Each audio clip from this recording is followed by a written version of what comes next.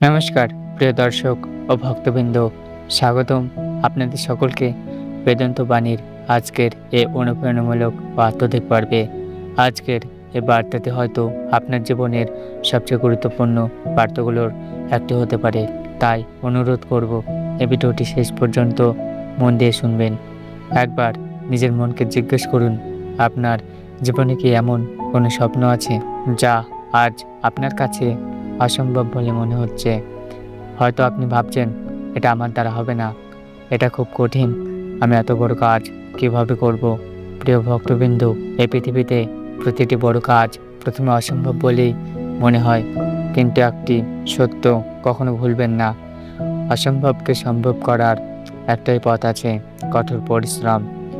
আর সেই পরিশ্রমের পথকে আলোকিত করেন স্বয়ং ভগবান।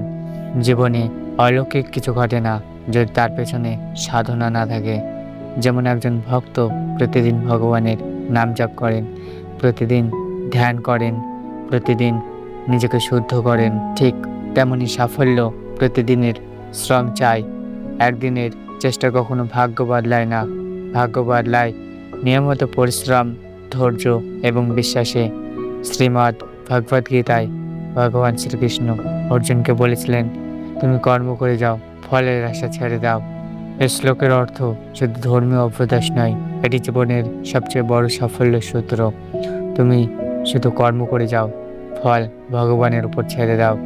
আজ তুমি যা পরিশ্রম করছো তা হয়তো আজ ফল দিচ্ছে না, কিন্তু বিশ্বাস রাখো, ভগবান তোমার প্রতিটি প্রচেষ্টা দেখছেন, প্রতিটা ঘামবিন্দু, প্রতিটি অস্ত্র, প্রতিটি নির্ঘুম রাত, সবই তার আশীর্বাদের অংশ হয়ে যাচ্ছে।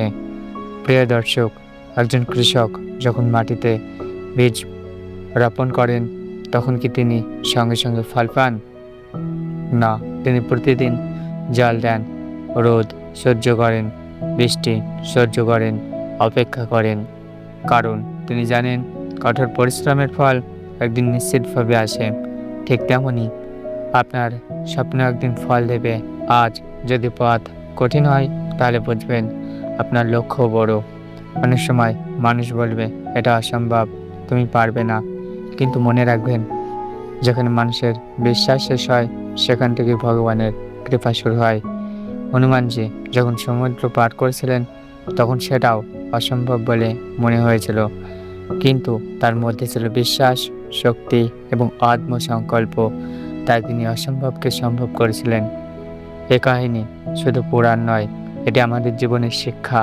যদি আপনার মধ্যে হনুমানজির মতো জেদ থাকে, ভগবানের প্রতি বিশ্বাস থাকে আর কর্মের নিষ্ঠা থাকে, তাহলে কোনো স্বপ্নই অসম্ভব নয়।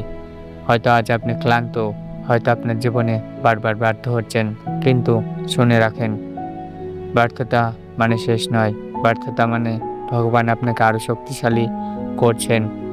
যে মানুষ বারবার পড়ে গিয়ে উঠে দাঁড়ায়, সাফল্য একদিন তাকেই খুঁজে পায়। আজকের কষ্ট আগামীকালের আশীর্বাদ, আজকের পরিশ্রম আগামীকালের সাফল্য, আজকের চোখের জল আগামীকালের হাসি। তাই আজ থেকে নিজেকে বলুন, আমি হার মানব না, আমি থামব না, আমি কঠোর পরিশ্রম করব, ভগবানের আশীর্বাদে অসম্ভবকে সম্ভব করব। কারণ মনে রাখবেন, প্রতিটি অসম্ভব কাজের পেছনে থাকে অসংখ্য দিনের সাধনা, অসংখ্য রাতের পরিশ্রম এবং ভগবানের অদৃশ্য কৃপা। শেষে শুধু এটুকুই বলবো, নিজের স্বপ্নকে পূজা করুন, নিজের কাজকে সাধনা করুন এবং ভগবানের উপর অটল বিশ্বাস রাখুন। সাফল্য নিশ্চিত আপনার হবে।